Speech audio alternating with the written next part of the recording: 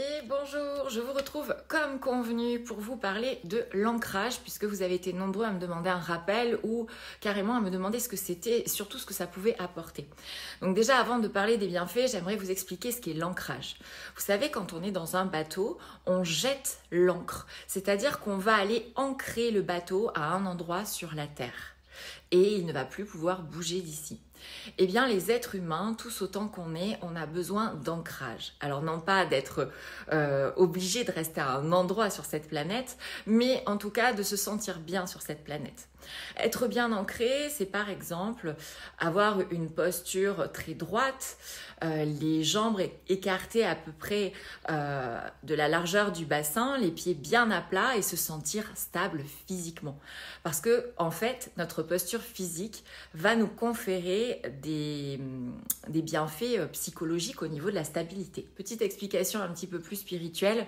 En fait, nous, êtres humains, nous sommes les traits d'union entre la Terre, qui est notre mère, Gaïa, qui nous apporte de l'énergie tellurique, une énergie chaude, enveloppante, une énergie d'amour, et le ciel, le Père, qui nous apporte une énergie cosmique, beaucoup plus d'esprit, d'intuition, quelque chose de beaucoup moins terrien, hein, quelque chose de beaucoup plus cosmique, effectivement. Et en fait, ce qui va faire que nous allons nous équilibrer entre ces deux énergies, parce qu'on a besoin de se recentrer constamment entre les deux, ce sont nos chakras. Et aujourd'hui, je vais plus particulièrement vous parler du chakra racine, c'est-à-dire le chakra qui se trouve au niveau du coccyx, tout simplement parce que ce chakra est le chakra d'ancrage. C'est le chakra qui est bon à relier à l'énergie tellurique et qui est d'ailleurs de couleur rouge. N'oublions pas que nous sommes composés d'un esprit, d'une âme, d'un corps et que l'esprit et l'âme sont totalement immatériels. Donc quand on va se trouver tout le temps dans des concepts immatériels, on va manquer d'ancrage. Donc il est important de revenir au corps qui est à honorer puisque c'est quand même le véhicule par excellence qui nous permet de nous matérialiser ici et de faire. Parce que être, c'est une chose et c'est important d'être et de reconnecter à cet être. Mais c'est aussi important de matérialiser, de faire et d'agir sur cette planète, d'expérimenter, de sentir, d'écouter, de voir, de goûter, de ressentir. Et qu'est-ce qui nous permet ça? Eh bien, ce fameux magnifique véhicule que nous a donné la vie. Qu'est-ce qu'il se passe quand on manque d'ancrage? Eh bien déjà, on est très souvent aux prises de ces peurs, de ces inquiétudes. On est souvent dans des projections dans le futur, projections qui n'existent pas et qui nous font ressentir de la peur. Ou alors, on est accroché au passé et on est dans les regrets. Ce qui fait qu'on n'est pas dans l'instant présent, on est dans ce qu'on a vécu ou dans ce qu'on pense qu'on peut vivre. Donc, on est forcément aux prises de tristesse, de peur, de nostalgie. On peut difficilement connecter à la joie en n'étant pas ancré dans l'instant présent. La deuxième chose que peut engendrer un manque d'ancrage, c'est évidemment de la procrastination. C'est-à-dire le fait de ne pas réussir à matérialiser les choses, de ne pas réussir à passer à l'action parce qu'on est beaucoup trop dans l'esprit et plus du tout dans le corps. Donc on va beaucoup réfléchir mais peu agir. Par voie de conséquence, on va être beaucoup plus spectateur de sa vie, on va être beaucoup plus dans l'inactivité, dans l'immobilisme. Quand on manque d'ancrage, on a du mal tout simplement à se motiver pour faire les choses. On est plutôt dans les pensées. Et bien sûr, ça concerne aussi toutes les personnes qui sont beaucoup aux prises de rumination mentale, d'obsession mentale, qui finalement n'arrêtent pas de réfléchir, qui sont beaucoup dans l'esprit et peu dans la matérialisation et dans l'action. Ce sont aussi souvent des personnes qui manquent de concentration, à qui on dit qu'ils sont ailleurs, qu'ils sont dans la lune, qui sont dans leur monde, qui vivent beaucoup dans l'imaginaire, voire des personnes qui fuient dans de l'évasion qui n'est pas toujours bonne pour eux. Ça peut être de l'évasion à travers des médicaments, de l'alcool, ainsi que des drogues, tout ce genre de choses qui permet de se déconnecter de la réalité. Donc quand vous vivez ce genre de symptômes, entre guillemets, c'est clairement que vous manquez d'ancrage. l'ancrage. Moi, c'est mon cas. Je suis quelqu'un qui est très idéaliste. Je suis poisson. Je suis beaucoup dans mes illusions, dans mes rêves. Je réfléchis beaucoup aussi parce que j'ai du 7, donc j'ai une cérébralité qui est importante. Ce qui fait que ça me désancre. Je suis beaucoup plus dans l'esprit que dans la matière.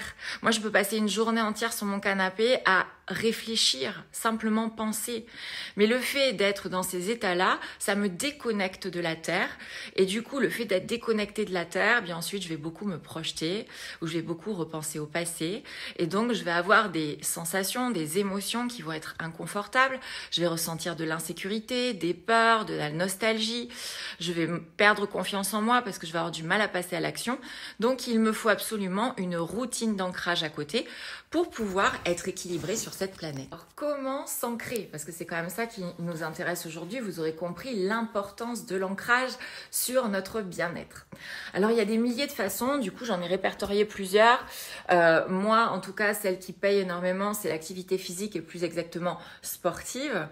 Évidemment, tout ce qui est promenade, balade en nature.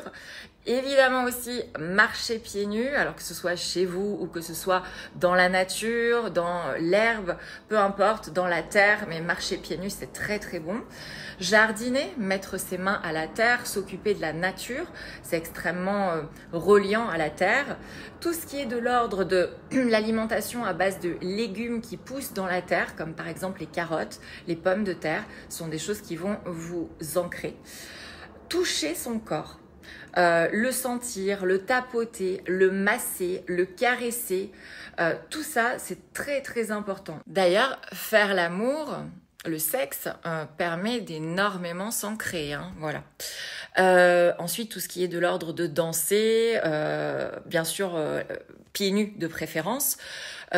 Visualiser des racines qui partent de ses pieds et qui rejoignent l'énergie tellurique, cette boule d'énergie rouge qui se trouve au centre de la Terre. Faire des câlins aux arbres, puisque les arbres sont extrêmement ancrés, hein, ils vont pas bouger. Ensuite, dans les fleurs de bac, vous en avez plusieurs qui vous permettent l'enracinement, mais il y en a une qui est très spécifique, qui est la clématite des haies, qui est une clématite qui est très très proche des lacs et qui a des racines très longues qui vont jusque dans les lacs pour vraiment s'enraciner à cet endroit. Ensuite, vous avez tout ce qui est créatif, tous les ateliers. Donc là, au mois d'avril, en vibration 3, c'est génial. Dessiner, peigner, faites de la poterie, tout ce que vous voulez. Une fois que vous aurez réharmonisé ce chakra racine, que vous vous serez davantage ancré, que vous serez connecté à l'énergie tellurique, que vous accepterez ce corps et que vous vous sentirez bien dedans et que vous serez reconnaissant pour ce corps, eh bien, ça veut dire que vous allez vivre ici et maintenant. Vous allez être beaucoup moins dans le passé ou dans le futur, donc vous allez être beaucoup plus en sécurité.